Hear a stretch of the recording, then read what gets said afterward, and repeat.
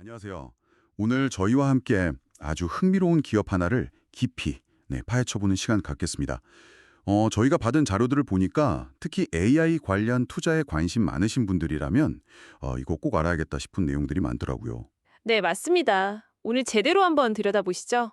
오늘 우리가 살펴볼 주인공은 바로 코어위브라는 회사입니다. 요즘 AI 하는데 이 AI를 실제로 돌리는 데 필요한 힘, 그 심장 같은 거죠. GPU 컴퓨팅 파워, 이걸 전문적으로 제공하는 아주 중요한 역할을 하는 곳이에요. 네, 그렇죠. AI의 뭐랄까 숨은 동력원 같은 존재라고 할 수 있겠습니다. 그래서 오늘 목표는 이겁니다. 코어위브가 도대체 뭘 하는 회사고 이 복잡한 AI 생태계에서 어떤 자리에 있는지, 그리고 뭐 엔비디아나 오픈 AI 같은 큰 회사들이랑은 또 어떻게 엮여 있는지, 이런 것들을 자료를 통해서 명확히 파악하고 투자 관점에서 뭘 봐야 할지 그걸 딱 짚어보는 겁니다. 자, 그럼 한번 제대로 파헤쳐볼까요? 좋습니다. 먼저 코어위브, 정확히 어떤 회사인지 그 정체부터 좀 확실히 하고 가죠. 간단히 말하면 AI 모델 만들고 서비스하는 회사들 있잖아요. 이 회사들이 필요로 하는 어마어마한 양의 GPU 컴퓨팅 파워, 이건 클라우드 용태로 빌려주는 거예요. GPU 전문 하이퍼스케일러라고 부르더라고요. 여기서 하이퍼스케일러라는 말이 좀 어려울 수 있는데 네, 그건 보통 아마존의 AWS나 마이크로소프트 애저처럼 아주 큰 규모의 데이터 센터를 운영하면서 컴퓨팅 자원을 제공하는 회사들을 말하죠. 근데 코어이브는 그중에서도 특히 이 고성능 GPU에 완전 집중하고 있다는 게 좀 다른 점입니다. 아, 그렇군요. GPU 특화 하이퍼스케일러. 근데 왜 이 GPU 클라우드가 요즘 이렇게 중요할까요? 뭐 챗GPT 같은 생성형 AI 때문인가요? 정확합니다. 네. 그런 복잡한 AI 모델을 학습시키려면 정말 어마어마한 계산이 필요해요. 병렬적으로 아주 빠르게 처리해야 하거든요. 원래 GPU는 게임 그래픽카드에 들어가는 거였잖아요. 근데 이게 병렬 계산 능력이 워낙 뛰어나다 보니까 AI 연산에 정말 딱 맞는 거죠. 아하, 근데 문제는 이 고성능 GPU가 너무 비싸고 또 구하기도 어렵다는 거예요. 최신 칩은 정말 없어서 못 팔 정도니까요. 네네. 바로 그 지점을 코어위브가 파고든 겁니다. 기업들이 수십억, 수백억 하는 장비를 직접 살 필요 없이 필요할 때 필요한 만큼만 인터넷으로 접속해서 빌려 쓸 수 있게 해주는 거죠. 와, 그러니까 비싼 슈퍼카를 내가 직접 사는 게 아니라 필요할 때 시간제로 빌려 타는 느낌이네요? 네, 아주 적절한 비유입니다. 근데 자료 보니까 코어 위브의 시작은 지금이랑 좀 달랐다고 하던데요? 네, 맞아요. 그게 또 흥미로운 지점인데 2017년에 처음 만들어졌을 때는 이름이 애틀랜틱 크립토였어요. 애틀랜틱 크립토. 이름만 들어도 딱 감이 오는데요. 네, 그렇죠. 비트코인 같은 암호화폐 채굴 사업을 주로 했습니다. 근데 이 암호화폐 채굴도 GPU가 엄청나게 필요하거든요. 아하, 그때 확보한 GPU들이 있었겠네요. 그렇죠. 그런데 2018년에 아시다시피 암호화폐 시장이 확 꺾였잖아요. 네, 힘들었죠. 그때 이제 위기를 맞았는데 여기서 코어 위브가 정말 발빠르게 움직입니다. 2019년에 회사 이름을 지금의 코어 위브로 바꾸고 가지고 있던 그 GPU 자산을 기반으로 GPU 클라우드 사업으로 확 전환을 한 거죠. 와, 정말 대단한 변신인데요. 그냥 자산만 재활용한 게 아니라 그 채굴하면서 GPU 운영 노하우 같은 것도 쌓였겠어요. 정확합니다. 네. 수많은 GPU를 어떻게 효율적으로 관리하고, 전력은 어떻게 안정적으로 공급하고, 또 그 엄청난 열은 어떻게 식히는지, 이런 경험들이 다 밑바탕이 된 거죠. 정말 전략적인 피봇이었습니다. 창업자들 이름도 자료에 있긴 한데 말씀하신 것처럼 그 사업 전환 자체가 정말 중요한 포인트 같네요. 시기적절하게 기회를 잘 잡았어요. 자, 그럼 이제 코어이브가 어떻게 성장했는지 그 과정을 좀 따라가 보죠. 이게 정말 드라마틱하더라고요. 자료 보니까 2022년에서 2023년 사이만 해도 데이터 센터가 3곳 정도였다는데 그 이후로 완전 폭발적으로 늘어나요. 네. 특히 2023년에 발표한 텍사스 플레이노 프로젝트가 아주 상징적이죠. 맞아요. 그거 저도 봤어요. 16억 달러. 우리 돈으로 거의 2조 원 넘게 투자해서 AI 전용 데이터 센터를 짓는다고? 와. 네, 그러면서 엔비디아랑 손잡고 세계에서 가장 빠른 AI 슈퍼컴퓨터 만들겠다. 이렇게 목표를 내걸었죠. 실제로 ML퍼스트 같은 성능 테스트에서도 좋은 기록을 냈다고 하고요. 엔비디아랑 관계가 아주 긴밀해 보이네요. 그렇죠.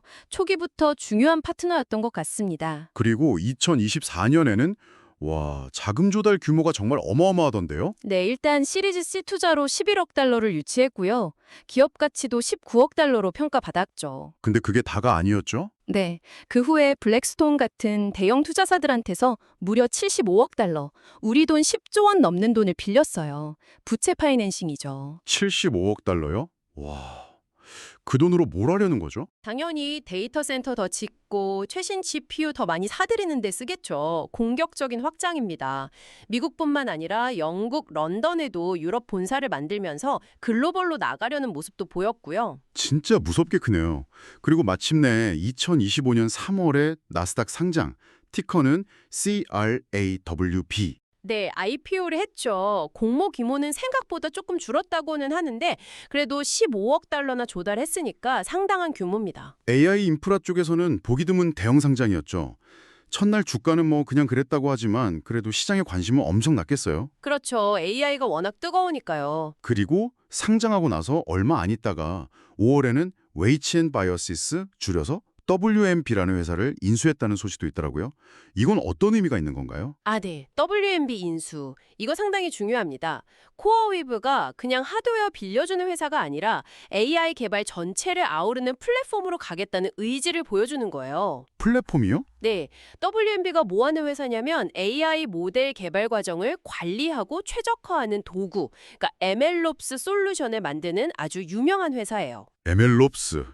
좀 어렵네요. 아, 쉽게 말하면 개발자들이 AI 모델 만들 때 실험 결과 기록하고 성능 비교하고 협업하고 이런 모든 과정을 도와주는 소프트웨어라고 보시면 됩니다. 아하, 개발자들한테 꼭 필요한 거겠네요. 그렇죠. 코어위브가 이거 인수했다는 건 자기들의 강점인 고성능 GPU 인프라 위에다가 이 WMB의 개발 도구를 딱 얹겠다는 거예요. 아, 그럼 개발자들은 코어 위브 안에서 모델 개발부터 학습, 평가, 배포, 나중에 운영 모니터링까지 쭉 다 할 수 있게 되는 건가요? 바로 그겁니다. 원스톱 서비스죠.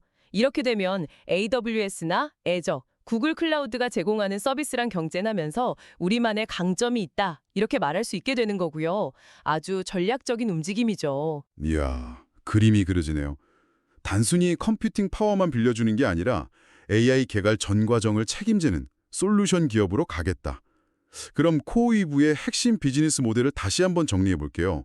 일단 엔비디아의 최신, 최고 성능 GPU, 뭐 H200이나 곧 나올 블랙웰 GB300 같은 거겠죠.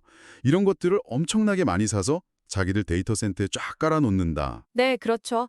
최신 칩 확보 능력이 중요합니다. 그리고 AI 만들거나 돌려야 하는 회사들은 이 비싼 걸 직접 살 필요 없이 코어위브한테 시간당 혹은 분당 요금을 내고 빌려 쓴다. 이게 핵심인 거죠. 맞습니다. 그런데 여기서 한 가지 더 봐야 할 게 있어요. 뭔가요? 코어위브가 단순히 GPU만 덜멍 빌려주는 게 아니라는 점이에요. 그 GPU 성능을 100%, 아니 120% 끌어낼 수 있는 최적의 환경을 같이 제공한다는 겁니다. 환경이라면 어떤? 예를 들어서 같은 공간에 GPU를 더 빽빽하게 넣는 고밀도 렉 기술이라든지 GPU끼리 데이터를 엄청 빨리 주고받게 하는 고성능 네트워킹, 그리고 GPU가 열이 엄청나거든요. 이걸 효과적으로 시키는 액체 냉각 시스템 같은 거요. 액체 냉각까지요? 와, 정말 첨단 기술이네요. 네, 이런 것들이 다 뒷받침되어야 실제 AI 연산 성능이 제대로 나오고 또 전력 효율도 높아지거든요. 코어위브는 이런 복잡한 기술들을 자기들 클라우드 플랫폼에 다 통합해서 제공하는 거죠. 그러니까 단순히 하드웨어만 파는 게 아니라 최적화된 솔루션을 제공한다. 이런 거군요. 그렇죠. 특히 2025년에는 엔비디아의 최신 렉 스케일 솔루션, 그러니까 수십 개 GPU랑 CPU, 네트워크 장비가 하나로 합쳐진 GB300 NVL71 시스템을 제일 먼저 도입하겠다고 발표하기도 했고요. 최신 기술을 가장 빨리 제공하는 게 자기들 경쟁력이라고 보는 겁니다. 아까 말한 텍사스 플래너 센터나 MLPO 기록 같은 게 다 이런 기술력을 보여주는 증거겠네요. 맞습니다. 엔비디아와의 파트너십도 그걸 가능하게 하는 요인이고요. 자료에 나온 비유가 재밌던데 코어위브가 슈퍼카급 성능이 필요할 때만 시간제로 빌려 타는 렌터카 회사 같다는 거요. 딱 와닿네요. 네, 이해하기 쉬운 비유죠. 근데 그 비유에 함정도 있다고 했잖아요. 렌터카 회사는 뭐 경차도 있고 SUV도 있지만 코어위브는 오직 최고급 슈퍼카, 즉 최신 GPU만, 그것도 엄청나게 많이 가지고 있어야 한다는 거죠. 네, 그렇죠. 선택과 집중입니다. 그리고 그 슈퍼카드를 돌리려면 와, 전기료도 엄청나고 시키는 것도 보통 일이 아닐 거고 건물도 크게 지어야 하고 초기 투자 비용이 정말 어마어마하겠어요. 바로 그겁니다. 자본 집약적이라는 거죠. 그래서 매출이 아무리 빨리 늘어도 계속 투자를 해야 하고 또 운영 비용도 많이 들기 때문에 현금 흐름 관리나 부채 관리가 정말 중요해요. 이게 코어 위브의 재무 상태나 리스크를 볼 때 꼭 기억해야 할 점입니다. 네, 명심해야겠네요. 자, 그럼 코어 이브의 고객은 주로 누굴까요? 이걸 보면 회사의 위상이 좀 더 명확해질 것 같은데요. 가장 대표적인 고객은 역시 오픈 AI죠. 아, 챗 GPT 만든 회사 역시나군요. 계약 규모가 엄청나다고 들었어요. 네, 2025년에 발표된 계약인데 최대 11억 달러, 우리 돈으로 한 16조 원 정도 되나요? 5년짜리 계약입니다. 11조억 달러요. 와, 정말 입이 떡 벌어지네요. 근데 더 재밌는 건 계약 조건에 오픈 AI가 코어웨이브 주식을 3억 5천만 달러어치 사는 내용이 포함되어 있다는 거예요. 주식을 산다고요? 그건 그냥 고객 서비스 제공자 관계 이상인데요? 그렇죠. 단순 계약이 아니라 거의 전략적 파트너십 수준이라고 봐야죠. 기술 로드맵도 공유하고 같이 미래를 만들어가겠다. 이런 의미로 해석될 수 있습니다. 코어웨이브 상장 서류에도 이게 명시되어 있다고 하니까요. 와, 오픈 AI라는 든든한 파트너가 생긴 거네요. 네, 그건 분명 큰 힘이 될 겁니다. 그런데 동시에 또 마이크로소프트와의 관계에서 약간의 잡음이 있었어요. 마이크로소프트요? 어떤? 2025년 3월에 파이낸셜 타임스나 로이터 같은 외신에서 보도가 나왔는데 코어웨이브랑 MS 사이에 맺었던 대규모 계약 일부가 취소되거나 조건이 변경됐다는 내용이었어요. 계약 취소요? 그거 큰일 아닌가요? 코어웨이브 측에서는 바로 사실무근이다라고 부인하긴 했습니다. 진실 공방이 좀 있었죠. 아, 근데 이 논란 자체보다 우리가 주목해야 할 건 코어웨이브의 상장 자료나 다른 보도들을 보면 2024년 기준으로 코어웨이브 매출의 62%가 마이크로소프트 한 회사에서 나왔다는 점이에요. 62%요? 와, 정말 높은데요? 거의 절반 이상이네요. 그렇죠. 이게 바로 투자자들이 우려하는 고객 집중 리스크입니다. 아무리 큰 고객이라도 한두 곳에 너무 의존하면 그 고객사 사정에 따라서 회사 실적이 너무 크게 흔들릴 수 있거든요. 그렇겠네요. 오픈 AI라는 큰 고객을 잡긴 했지만 여전히 MS 의존도를 어떻게 줄여나갈지가 숙제겠군요. 네, 고객 다변화가 중요한 과제죠. 이 두 빅테크 고객 사이에서 코어위브가 어떻게 균형을 잡고 전략을 펼쳐나갈지도 계속 지켜봐야 할 부분입니다. 개별 고객 말고 시장 전체를 보면 경쟁은 어떤가요? 결국 AWS나 구글 같은 공룡들이랑 싸워야 하는 거 아닌가요? 맞습니다. 그게 또 다른 큰 도전이죠. AWS, 마이크로소프트 애저, 구글 클라우드 플랫폼 GCP. 이 회사들은 뭐 자본력도 엄청나고 서비스 종류도 다양하고 전 세계 고객 기반도 탄탄하잖아요. 네, 그렇죠. 상대하기 버거울 테게요. 코어위브는 결국 이들과의 가격 경쟁, 성능 경쟁에서 살아남아야 합니다. 특히 요즘 AI 시대의 핵심 자원인 최신 GPU 확보 경쟁, 이게 정말 치열해질 거예요. 아, 엔비디아 칩을 누가 더 많이 더 빨리 가져가느냐의 싸움이군요. 그렇죠. 코어위브가 엔비디아를 가깝다고는 하지만 저 거대 클라우드 회사들의 구매력도 무시 못하거든요.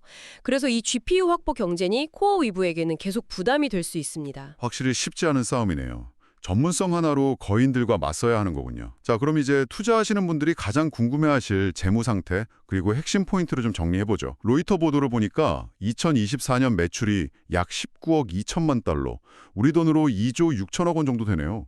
와, 성장 속도는 정말 대단합니다. 네, 매출 성장세는 정말 놀랍죠. 그런데 동시에 순손실이 8억 6천3백만 달러, 1조 2천억 원 가까이 손실을 봤어요. 아니, 이렇게 많이 버는데 왜 이렇게 큰 손실이 나는 거죠? 아까 말씀드린 그 자본 집약성 때문입니다. 지금 코어위브는 막대한 투자를 하면서 회사를 키우는 단계예요. 고성장, 고투자 국면인 거죠. 아, 투자 비용 때문에. 네. 데이터 센터 짓고 비싼 GPU 사고 기술 개발하고 여기에 돈이 엄청나게 들어가는데 이 투자 비용, 특히 감가상각비나 돈 빌린 데 대한 이자 비용 같은 것들이 아직은 매출이익보다 더 큰 거예요. 그렇군요. 지금 당장은 손실이지만 미래를 위한 투자다. 이렇게 봐야겠네요. 그렇죠. 투자가 결실을 맺으려면 시간이 좀 필요합니다. 그리고 참고로 엔비디아도 코어웨이브 지분을 가지고 있다는 내용이 자료에 있더라고요. 네, 맞아요. 그만큼 엔비디아도 코어웨이브의 성장 가능성을 높게 보고 있다는 뜻이겠죠. 물론 지분율이나 가치는 계속 변하니까 투자할 때는 잘 확인해야 하고요. 자, 그럼 전문가님, 투자 관점에서 딱 정리해 주시죠. 코어웨이브의 성장 동력은 뭐고 위험 요인은 뭔가요? 네. 지금까지 나온 이야기들을 종합해서 정리해 보겠습니다. 먼저 성장 동인입니다. 첫 번째는 뭐니 해도 AI 시장 자체의 폭발적인 성장입니다. 생성형 AI가 확산되면서 GPU 수요는 계속 늘어날 수밖에 없어요. 시장 자체가 커지고 있는 거죠. 네, 이건 뭐 확실하죠. 두 번째는 코어웨이브만의 강점인데 말씀드린 대로 엔비디아와의 긴밀한 관계를 통해서 최신, 최고 사양 GPU를 남들보다 먼저 안정적으로 확보할 수 있다는 점. 이게 기술 리더십을 유지하는 데 아주 중요합니다. 네, 선점 효과가 있겠네요. 세 번째는 역시 오픈 AI 같은 핵심 고객과의 장기 대규모 계약입니다. 이게 앞으로 몇 년간은 안정적인 매출을 보장해 줄 수 있겠죠. 자, 그럼 반대로 위험 요인은요? 첫 번째는 역시 자본 집약성입니다. 계속 강조했지만 돈이 정말 많이 드는 사업이에요. 데이터 센터, 전기, 냉각, 네트워크 끊임없이 투자해야 합니다. 그래서 현금 흐름 관리, 부채 관리가 정말 중요해요. 이게 잘못되면 회사가 위험해질 수 있습니다. 네, 가장 큰 리스크 같네요. 두 번째는 아까 이야기 나온 고객 집중 리스크. 마이크로소프트 의존도가 아직 높다는 점, 그리고 계약 조건 변경 같은 불확실성이 남아있다는 점이죠. 고객 다변화가 필요합니다. 네, 세 번째는 역시 AWS, 애저, GCP 같은 거대 기업들과의 경쟁입니다. 이 회사들이 자본력으로 밀어붙이거나 자체 AI 칩 같은 걸 개발해서 코어웨이브를 압박할 수도 있어요. 가격 경쟁이 심해질 수도 있고요. 코어웨이브가 기술 차별성으로 계속 버텨낼 수 있을지가 관건입니다. 명확하게 정리가 되네요. 장점도 뚜렷하지만 위험 요인도 만만치 않군요. 자, 그럼 이 모든 정보가 우리 청취자분들께 어떤 의미를 가질까요? 오늘 살펴본 코어웨이브, CRWV는 분명 AI 시대 핵심 인프라, GPU 클라우드 시장에서 가장 주목받는 기업 중 하나입니다. 성장성, 기술력, 파트너십, 매력적인 부분이 많죠. 네, 그렇죠. 잠재력은 확실히 있어 보입니다. 하지만 동시에 막대한 투자 부담, 치열한 경쟁, 특정 고객 의존도 같은 넘어야 할 산도 분명히 있습니다. 오늘 저희가 나눈 이야기는 제공해 주신 자료들을 바탕으로 분석한 내용이라는 점 다시 한번 강조드립니다. 코어위브에 투자를 생각하신다면 반드시 회사 공식 발표나 IR 자료를 통해서 최신 정보를 직접 확인하시고 시장 상황 변화도 계속 주시하시는 게 중요하겠습니다. 네, 현명한 투자 판단을 위해서는 필수적인 과정입니다. 오늘 코어위브에 대한 깊이 있는 탐구 어떠셨나요? AI라는 거대한 파도를 타고 날아오르는 전문 기업의 모습부터 엔비디아, 오픈 AI와의 관계, 또 대규모 투자 유치와 그 이면의 도전 과제들까지 여러 각도에서 살펴봤습니다. 네, 정말 다각도로 조명해 본 것 같습니다.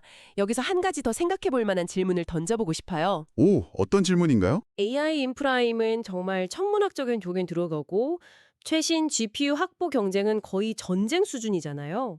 이런 상황에서 장기적으로 봤을 때 코어위브처럼 특정 분야에 딱 전문화된 회사랑 AWS나 구글처럼 모든 걸 다 하는 규모의 경제를 가진 거대 기업들, 이 둘 사이의 경쟁은 결국 어떻게 될까요? 아, 흥미로운 질문이네요.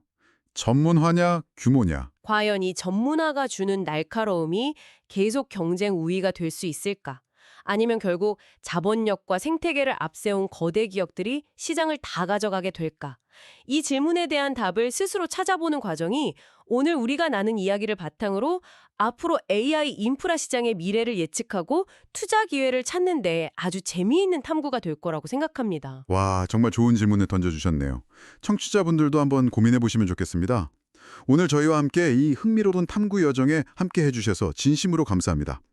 오늘 나눈 이야기들이 여러분의 AI 분야 이해를 넓히고 또 투자에 대한 통찰력을 얻는데 조금이나마 도움이 되었기를 바랍니다.